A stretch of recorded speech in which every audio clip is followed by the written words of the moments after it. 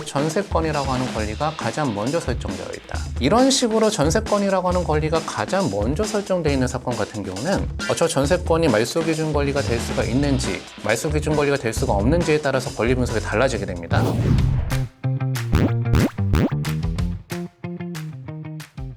자, 첫 번째 사례를 같이 보시면 사건 번호는 2016타경 105474번 사건입니다. 그 소재지가 어디로 들어가냐면은 서울특별시의 중구에 만리동이라는 동네가 있다. 그 만리동에 무슨 물건이 나왔었는가? KCC 파크타운 오피스텔이라고 하는 오피스텔 물건이 겸해물건 나왔던 사례입니다. 대지 지분은 약 4평, 건물실 평수는 약 9.7평 정도 되는 물건이 최초의 감정 가격이 2억 4천에 나왔다가 한번 유찰되고 중간에 한번 낙찰이 됐어요. 낙찰이 됐는데 웬일인지 이분이 잔금을 납부하지 못해서 다시 경매에 나오게 됐다. 이런 재매가 사건 같은 경우는 2차의 보증금이 20%에서 30%까지 올라가게 된다는 거 다시 한번 기억해 주시고, 근데 이 사건은 계속해서 유찰되더니 나중엔 결국적으로 얼마에 낙찰이 된 물건인가? 바로 8천만 원 정도에 낙찰이 됐던 물건입니다. 그러면 이 만리동이라고 하는 지역에 오피스텔 물건이 나왔다라고 하면은 투자하기가 좋은 지역일까 안 좋은 지역일까? 일단 위치를 한번 같이 보도록 하겠습니다. 지도를 보시면서 위치를 같이 보니까 해당 오피스텔 물건, 오피스텔로서 입지가 좋습니까 안 좋습니까? 오피스텔로서 입지가 참 좋죠. 서울의 가장 대표적이라고 할 수가 있는 서울역, 바로 역세권으로 들어가는 오피스텔이다 보니 저런 오피스텔 갖고 계신다라고 하면은 공실 잘 안 나겠죠. 그렇기 때문에 위치가 안 좋아서 가격이 많이 떨어진 거는 아니었었다는 거죠. 그 이유를 지금부터 한번 살펴보도록 하겠습니다. 밑으로 내려와서 등기부 현황을 한번 같이 봐보시니까 방금 전에 배우셨던 권리가 하나 설정이 되어 있죠. 그 권리가 바로 뭐가 설정되어 있는가? 바로 전세권이라고 하는 권리가 가장 먼저 설정되어 있다. 이런 식으로 전세권이라고 하는 권리가 가장 먼저 설정되어 있는 사건 같은 경우는 저 전세권이 말소기준 권리가 될 수가 있는지 말소기준 권리가 될 수가 없는지에 따라서 권리 분석이 달라지게 됩니다. 만약에 저 전세권이 말소기준 권리보다 뒤에 들어온 전세권이라고 하면은 어차피 소멸되기 때문에 상관이 없어요. 이렇게 전세권이 가장 먼저 설정되어 있는 사건만 여러분들이 잘 분석을 하셔야 된다. 자, 아까 전에 말씀드린 것처럼 전세권이 말소기준 권리가 되기 위해서 가장 첫 번째 요건은 바로 뭐였습니까? 반드시 그 전세권은 전부 전세권이어야지 가능하다. 보니까 설정되어 있는 게 뭐라고 설정되어 있냐면은 705호 전부 전세권이다. 이렇게 설정이 되어 있죠. 그 다음에 해당 건물은 아까 전에 무슨 건물이었습니까? 오피스텔 건물이었습니다. 그럼 이 사람이 705호에다가 전부 전세권을 걸어놨으면 저 전세권자는 전부 전세권자가 맞다 아니다? 맞다 이렇게 되는 거죠. 왜냐하면 오피스텔은 각각의 호수마다 소유자가 다른 집합 건물이기 때문에 그렇습니다. 근데 두 번째 요건으로 넘어가게 되는 거죠. 그런 전부 전세권자가 자기가 직접 경매 신청을 했다던가 또는 그 사건에서 배당 요구를 했다라고 하면은 그 전세권이 바로 말소기준 권리가 된다 이렇게 말씀을 드렸는데, 그럼 이 사건의 첫 번째로 경매 신청을 누가 했는지를 한번 같이 한번 봐볼까요? 보니까 강제 경매 신청권자가 누가 신청했냐면은 신용보증기금에서 경매 신청했다. 즉 전세권자가 경매 신청한 건 아니라는 거죠. 하나 남았습니다. 그러면 이 사건에서 배당 요구라도 했다라고 하면은 말소기준 권리가 될 수가 있다. 그래서 올라가서 배당 요구를 했는지 안 했는지 한번 봐보니까 그 전세권자 전모 씨 배당 요구 보니까 뭐라고 써 있습니까? 없음 이렇게 써 있죠. 이 사람은 배당 요구 안 한 거예요. 이 사람은 전부 전세권자는 맞지만 말소기준 권리가 될 수가 있는 전세권이 맞다 아니다?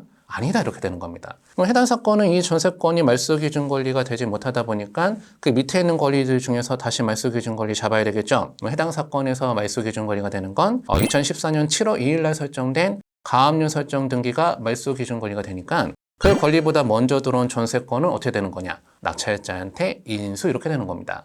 근데 그 금액이 얼마냐면은 전세보증금 1억 4천이죠. 해당 사건은 나중에 낙찰받고 1억 4천만 원을 물어줘야 되는 사건이었다. 그러다 보니까 아까 전에 낙찰받은 사람인지 이해가 가죠? 아까 전에 얼마에 낙찰받았냐면은 8천만 원에 낙찰받긴 했지만 나중에 물어줘야 되는 돈이 얼마입니까?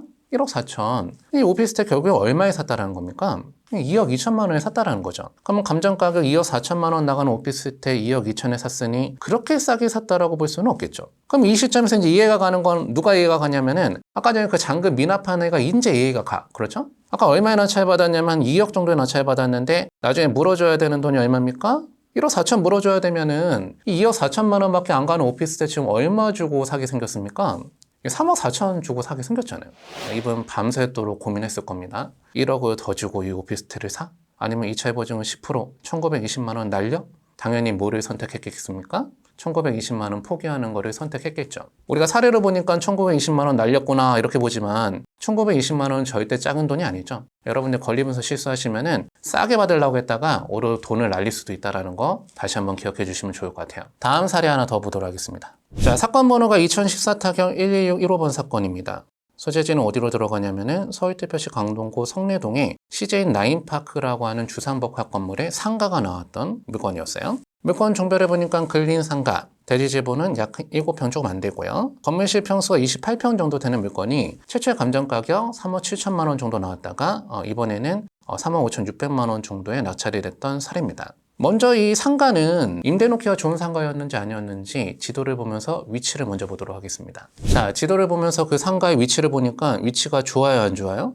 위치 너무 좋죠. 그렇죠? 서울의 지하철 5호선 강동역 4번 출구 바로 앞에 있는 그런 건물이었다. 이건 그냥 역세권 상가라고 하면 안 돼요. 자존심 상하니까. 초역세권 상가고 앞에는 천호대로 대로변을 접하고 있는 그런 주상복합 건물이었다. 자, 그럼 로드뷰를 보면 어떤 건물에 3층 상가가 나온 건가? 로드뷰를 한번 같이 보시면 이러한 건물에 3층의 상가가 겸해물건 나왔다라는 거죠. 임대하기가 좋은 물건이 겸해물건 나왔었던 사건이었다. 낙찰받은 사람은 상가 입지 조건은 좋은 물건을 낙찰받은 걸로 보이는데 과연 권리 분석엔 하자가 있었던 물건이었는가 아니었는가? 지금부터 권리 분석을 같이 한번 해보도록 하겠습니다. 해당 사건의 등기부 현황을 같이 보니까 아까 전처럼 전세권이라고 하는 권리가 가장 먼저 설정되어 있는 사건이었네요.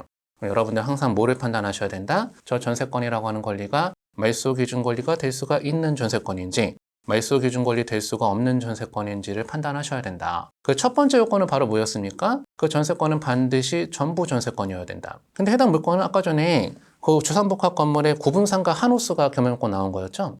그 한 호수를 갖다가 전부를 사용하고 있다라고 하면은 그건 전부 전세권을 인정받을 수가 있을까요, 없을까요? 당연히 인정받을 수가 있다. 구분상가도 각 호수마다 소유자가 다 다른 그런 상가들이기 때문에 일단 첫 번째 요건, 전부 전세권은 맞아요. 그 다음에 여러분들이 보셔야 되는 게 바로 뭐다? 경매 신청권자를 봐야 된다. 경매 신청을 전부 전세권자 했다라고 하면은 말소 기준 권리가 될 수가 있으니까 이 사건의 경매 신청권자를 한번 봐보니까 뭐라고 되어 있습니까?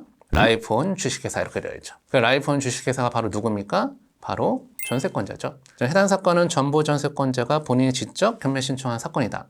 그러면 저 전세권이 바로 뭐가 될 수가 있다? 말소 기준 권리가 될 수가 있다라는 거죠. 그렇게 되면 이 사건은 참 특이하게도 이 전세권이 말소 기준 권리가 되고요. 이 전세권부터 소멸하기 시작해서 밑에 있는 권리가 전부 다 소멸하다 보니 인수되는 권리가 없는 깔끔한 경매 물건이었다는 거죠. 이런 식으로 여러분들이 전세권이 가장 먼저 설정되어 있는 사건은 그 전세권이 말소 기준 권리가 될 수가 있는지 없는지를 반드시 판단하시고 권리 분석을 하셔야 됩니다. 자, 그러면은 이제 지나간 사건은 지나간 거고 지금 현재 진행하고 있는 물건을 하나 같이 한번 봐볼까요? 사건 번호를 보시면 2021 타경 3089 물건 번호 1번 사건입니다.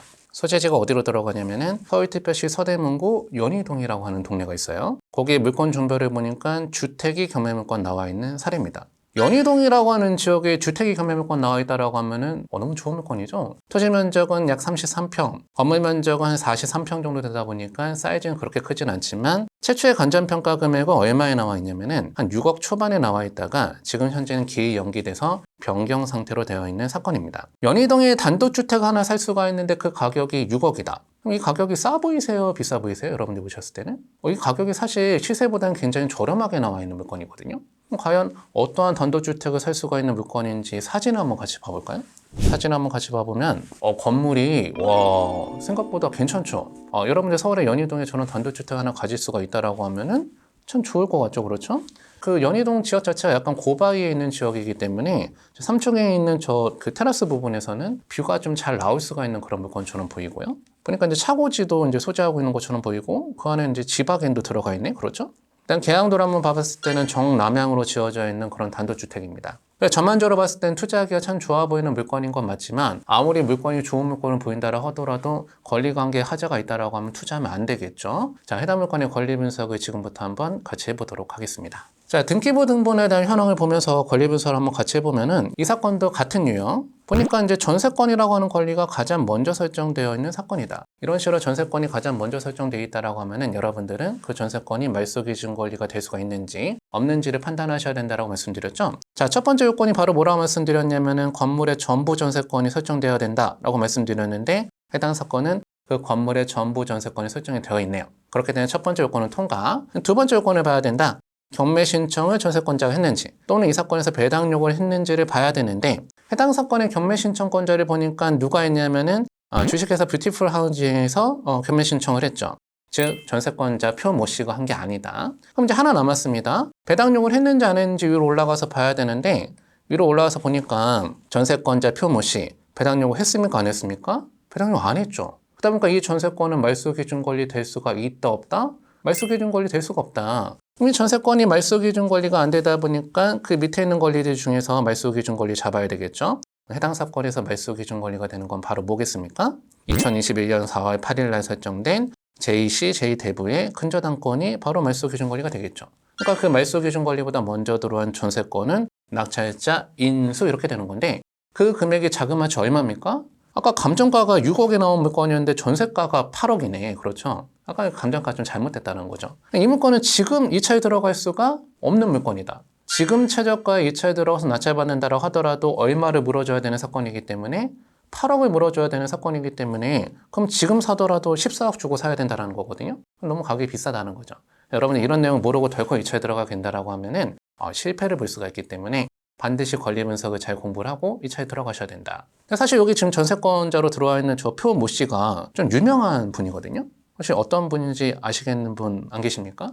저분이 이제 여러분들 잘 아실지 모르겠지만 예전에 그 신서유기에 출연하셨던 블라피의 피오라고 하는 분, 그분이 맞습니다. 그 이유가 바로 뭐냐면은 이 전세권이 원래는 이 양도하기 전에 누가 갖고 있었던 전세권이냐면은 옆에 주식회사 KQ 엔터테인먼트에서 그 전세권을 갖고 있던 걸 표무시하고 하시는 분한테 이제 양도를 한 거잖아요. 저 주식회사 KQ 엔터테인먼트가 그 블라피 자회사입니다. 그렇기 때문에 저분은 이제 그 블라피 피오가 맞아요. 경매 신청은 그 피오가 직접 하지 않았다고 하더라도 배당 요구를 왜 안 했나 이렇게 생각 한번 해봤을 때 블라피의 피오 저분이 배당 요구를 할 수가 없는 상황일 거예요.